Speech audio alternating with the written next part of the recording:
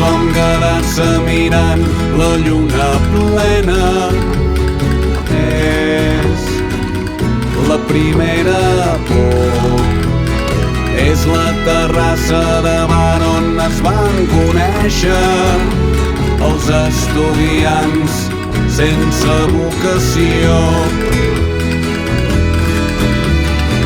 Tenen pendent aclarir-se, tenen pendent aclarir-se, fer un cop de cap, decidir-se i trencar el fil mental infinit que mai arriba cap conclusió. Pobrets, expliqueu-los que el món va ser, és i serà per sempre dels estudiants sense vocació.